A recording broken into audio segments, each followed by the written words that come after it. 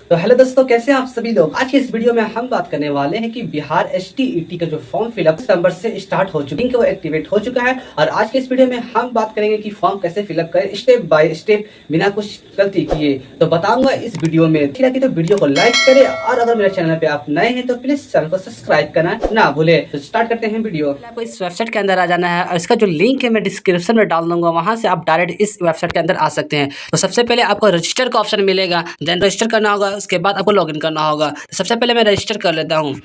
Register करने के बाद सब देख सकते हैं थोड़ा लोडिंग प्लीज वेट का है, क्लोज कर देना है। करने के बाद आपको थोड़ा यहाँ पर देख लेना है, प्राइवेसी नोटिस पढ़ लेना है। पढ़ने के बाद करने के बाद सबसे पहले आप देखते हैं कि कैंडिडेट पर्सनल डिटेल्स, यानी सबसे पहले आपको अपना फर्स्ट नेम यहाँ पर आपको फिलअप करना होगा। फर्स्ट नेम डालने के बाद आपको यहाँ पर मिडिल नेम डालना होगा, देन आपको लास्ट नेम डालना होगा। डालने के बाद आपको नीचे आ जाना है। आने के बाद आप यहाँ पर देख सकते हैं कि अपना जो डेट ऑफ बर्थ है, वो भी आपको डेट ऑफ बर्थ है वो आपको यहाँ पर फिलअप कर देना होगा। डेट ऑफ बर्थ फिलअप करने के लिए सबसे पहले आपको यहाँ पर कैलेंडर का ऑप्शन मिलता है, आपको इसे क्लिक करना होगा। यहाँ से आप अपना डेट ऑफ बर्थ सेलेक्ट कर सकते हैं। देन करने के बाद आपको नीचे आ जाना है। आने के बाद आपको यहाँ पर मेल फीमेल जो भी है अपने हिसाब से आप क्लिक कर ले। यहाँ पर एक मोबाइल नंबर का ऑप्शन मिलता है, देन आपको अपना मोबाइल नंबर यहाँ पर फिलअप कर देना है। देन मोबाइल नंबर फिलअप कर देना होगा। करने के बाद आपको यहाँ पर एक ईमेल आईडी का ऑप्शन मिलता है, देन आपको यहाँ पर अपना एक ईमेल आईडी डाल देना होगा। देन कंफर्म ईमेल आईडी भी आपको फिलअप कर देना होगा। तो यहाँ कैप्चा फिलअप करने के बाद आपको सबमिट कर देना है। आपके मोबाइल के या कंप्यूटर के स्क्रीन पे इस तरह इंटरफेस दिखता होगा, kindly use OTP received on your mobile number on ID, यानी कि आपके मोबाइल नंबर और ईमेल आईडी पर आपका जो ओटीपी वो चला गया है। मेरा तो आ गया है, आप भी देख लें। देन आपको यहाँ पर ओके कर देना है। ओके करने के बाद आपको यहाँ पर अपना ओटीपी डाल देना है। डालने के बाद आपको वैलिड ओटीपी पे क्लिक कर देना होगा।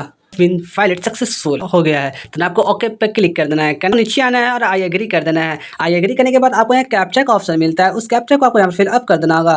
देन फिलअप करने के बाद आपको यहाँ पर वेरीफाई पे क्लिक कर देता हूँ। करने के बाद पर्सनल इन्फॉर्मेशन डाले थे वो आपको यहाँ पर सारा यहाँ पर दिख जाएगा। तो आपको सारा बॉक्स पे क्लिक कर देना होगा। क्लिक करने के बाद आपको नीचे आ जाना है और नीचे आने के बाद आपको यहाँ सबमिट का ऑप्शन आ जाता है। देन सबमिट आपको कर देना है। सबमिट करने से पहले आप यहाँ देख सकते हैं, एक बार सबमिट करने के बाद आप इसे मॉडिफाई बाद में नहीं कर सकते हैं। जो करना है वो भी कर लीजिए, बाद में आप नहीं कर सकते। देन आप सारा चीज़ देखने के बाद आपको यहाँ ओके कर देना है। तो आपको इस रजिस्ट्रेशन नंबर को नोट कर लेना है और देन आपको जो पासवर्ड है वो इसके थ्रू आपके मोबाइल के पास लगा गया होगा, उससे भी नोट डाउन कर ले। देन करने के बाद आपको यहाँ पर क्लोज कर दे। एप्लीकेशन का ऑप्शन आपको यहाँ पर दिख रहा होगा, उस पर आपको क्लिक कर देना होगा। क्लिक करने के बाद देख सकते हैं थोड़ा लोडिंग कर लेता है, तो आप लोडिंग होने तक वेट करें थोड़ा। आप देख सकते हैं यहाँ पर आपको 5 स्टेप मिलेगा। 5 स्टेप आपको कंप्लीट करना है। सबसे पहले personal details, additional details, then communication details, section and documents and payment. तो सबसे पहले मैं अपना पर्सनल डिटेल्स डाल देता हूँ। तो पर्सनल डिटेल्स आपको यहाँ पर उठ के आ जाएगा जब आपने रजिस्टर किए होंगे। तो आपका application number and candidate name and date of birth copy हो गया होगा ऑटोमेटिक। देन सबसे पहले आपको यहाँ पर अपना फादर्स नेम यहाँ पर आपको डालना होगा।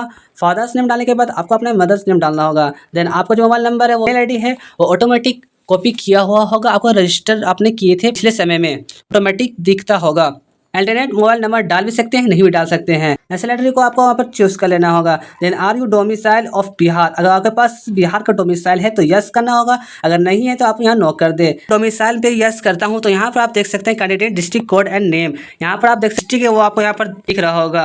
अगर आपके पास नहीं है तो यहाँ आप नो कर सकते हैं, तो आप अदर स्टेट में आ जाएंगे। देन आप यहाँ पर देख सकते हैं कि अदर डोमिसाइल स्टेट, यानी आपके निवासी नहीं है, दूसरे राज्य से भी इस फॉर्म को आप फिलअप कर रहे हैं, तो आपको यहाँ पर अपना जो स्टेट है वो स्टेट से आप यहाँ पर डोमिसाइल को फिलअप कर सकते हैं। अपीयरिंग इन एग्जामिनेशन आपको यहाँ पर क्लिक करना होगा। लैंग्वेज में आपको एग्जाम देना है।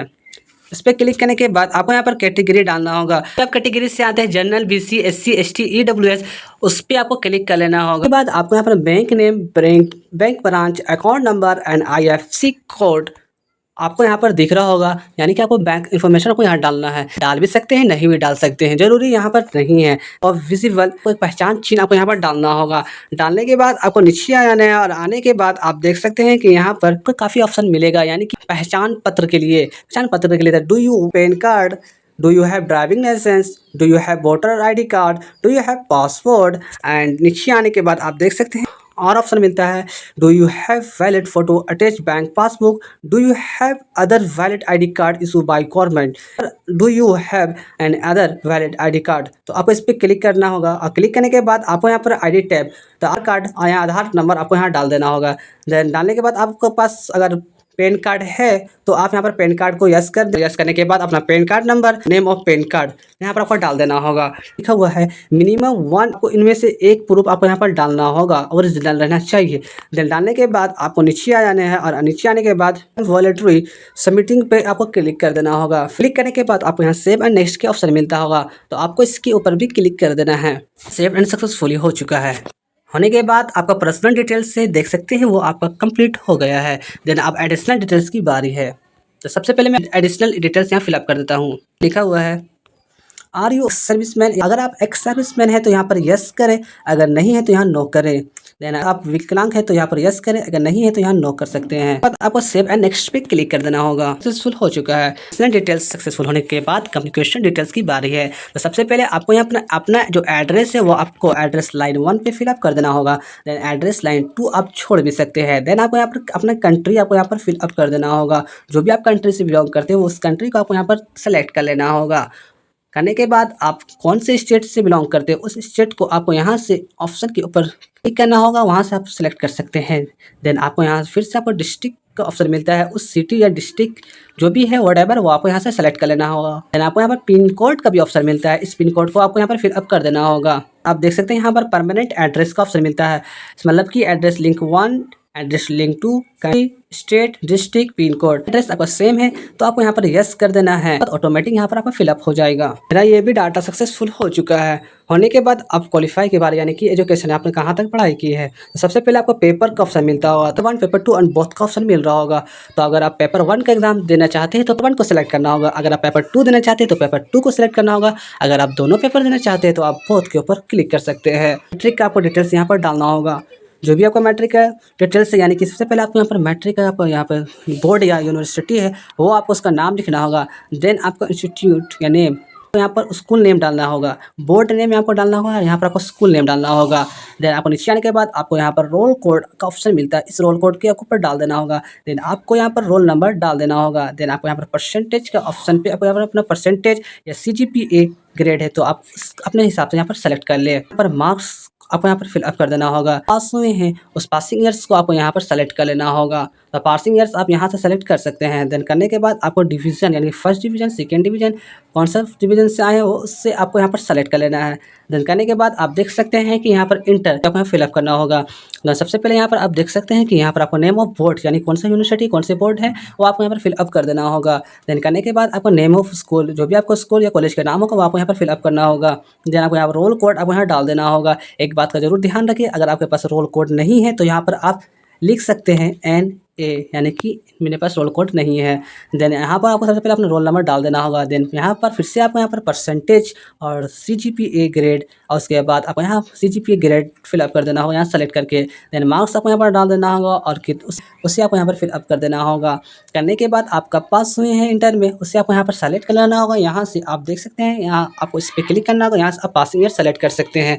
जैसे कि मैं आपको यहाँ पर स्क्रीन के ऊपर दिखा सकता हूँ। जब भी आप पासिंग ईयर सेलेक्ट कर लेना होगा, आपको कौन सा डिवीजन आया, फर्स्ट सेकंड जो भी आया वहाँ आप यहाँ सेलेक्ट कर लीजिए और करने के बाद आप यहाँ पर सेलेक्ट कर ले। देन अब ग्रेजुएशन की पारी, ग्रेजुएशन का डिटेल्स यहाँ पर आपको डालना होगा। देन उसी तरह आपको यहाँ पर फिर से आपको यहाँ पर name of boards and name of college, roll code, roll number, year passing, percentage and marks and division डालना होगा।